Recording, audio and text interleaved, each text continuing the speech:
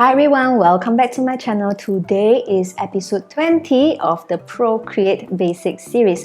So today we will still be learning all about layers, but today we'll be focusing on blending modes. So in my website, I actually share this blending mode cheat sheet where you can download the cheat sheet and refer to it during this tutorial. And also in today's tutorial, I will also be demonstrating 5 commonly used blending modes. The blending modes that I'll be demonstrating today is the multiply, add and screen, overlay, difference and color. So before we get started into today's tutorial, remember to comment, like and subscribe. And now I would like to talk about the cheat sheet first. So once you have downloaded the blending mode cheat sheet from my website, if you open it up, you will see something like this.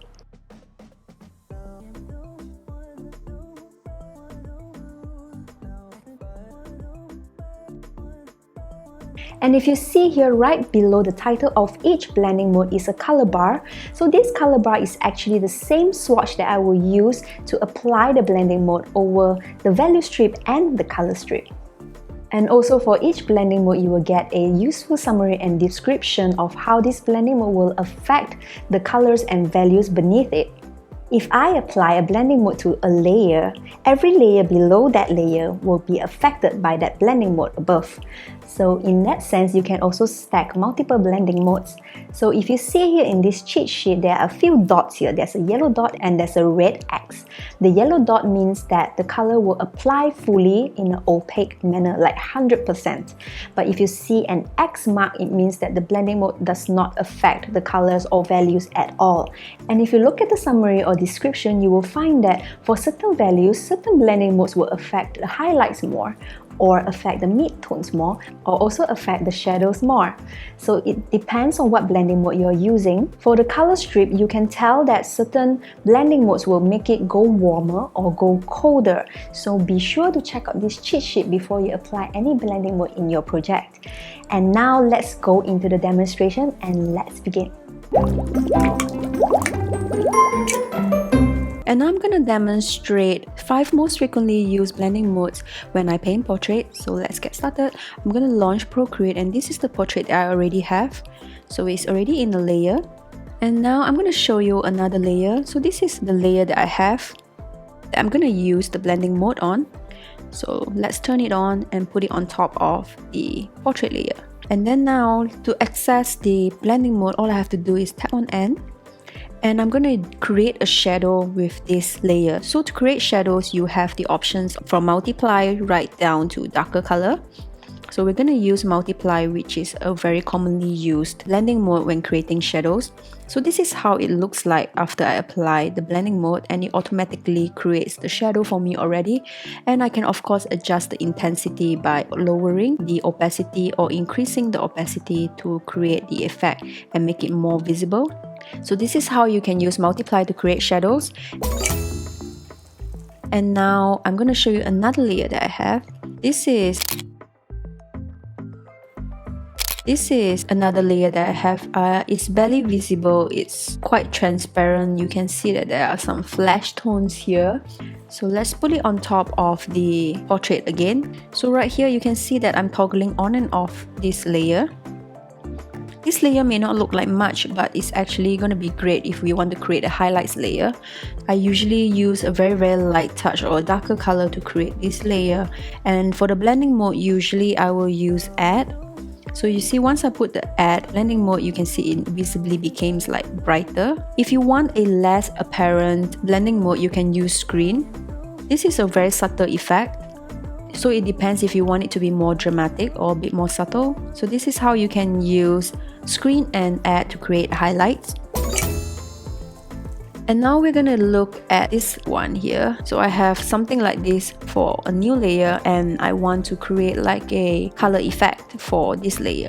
So this layer, I'm going to use the overlay blending mode, which is a lighting kind of blending mode, which will change the lighting quite a bit. So let's see what it does.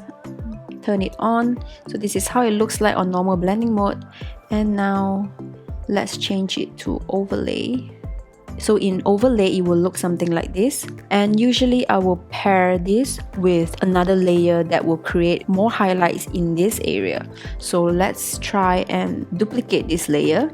And this layer I'm going to put add or screen. So let's try with add, and I'm going to turn it down. So now here we have add blending mode and an overlay blending mode, which will brighten the area significantly. But if I turn it off, you can see that it's only brightening without changing the colors. So I can change and decide how subtle I want this to be, and also of course I can erase some parts here that I don't want the brightening effect. So this is how I change colors and create a lighting mode for my portraits. And now we're gonna look at a very odd blending mode called difference. So right here I have my portrait. So let's say I have this portrait right here that is similar to the portrait that I painted before, but is slightly different, right? But it's in a different size. So now I actually need to match this size to the one below it, right? So if I just resize this image and try and match it to the painting, it's gonna take a long time because I won't be able to see what's going on, and I don't have any snapping that is helping me right now as well. So I will use the difference blending mode, and what happens is I can use this to match the portrait perfectly. So you can see if I match it, and once it's perfectly matched, you can see that everything just turns black, like perfectly black. So you can use this to quickly like resize things and match things and position things. So that's what I use this blending mode for. So I'm almost there. I just have to like get the perfect black. Okay, you can see now it's completely black. So it's completely matched right now. So if I have a few changes here, those changes will actually show up, but the majority of it will be black if it's under difference mode. And I can use this to quickly match whatever that I'm trying to resize. And if I turn it back to normal and I toggle it on and off, I can see that it's exactly the same. So I have matched it perfectly already. So this is how you can use this tool to help you in your transformation.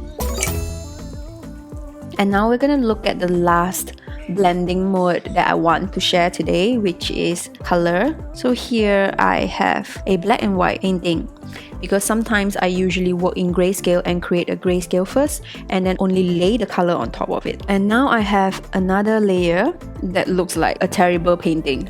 But if you look closely, they are all just colors and there are no value information whatsoever. So this is all just pure colors. So now I'm going to turn on the layer below, which is the black and white layer, and now I'm going to change this layer mode to color. So now you see I actually have a finished painting already. So what this layer does is it actually uses the color from this layer to color the grayscale portrait here. There are three components to a swatch, which is hue, saturation, and brightness. Once I turn this on, it will apply the hue and the saturation from the color that we paint onto this layer itself. But we retain the values from here. This is how you can quickly color a portrait using the color blending mode and just paint it that way without affecting your values at all. You know, artists always say that value is always king. If your values are correct, your painting is gonna look good. So that's why if you have a value painting already and you don't want to mess it up, you can create a layer like this and apply the color on top of it, and then it will just retain all the values below but apply the hue and the saturation to the portrait below.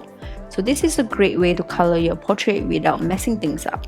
Okay guys, thank you so much for watching today's tutorial. I hope this clears up a lot of confusion and misunderstanding about what blending mode does in Procreate. So if you are interested in learning more about layers, stay tuned for tomorrow's episode where we will continue learning all about layers. Also, in episode 23, I will be sharing with you how to apply blending mode to brushes. You can actually store the property of blending mode within brushes so that when you use the brush, the blending mode will automatically apply to your layer. So watch out for that episode. See you tomorrow. Don't forget to comment, like, and subscribe. Bye!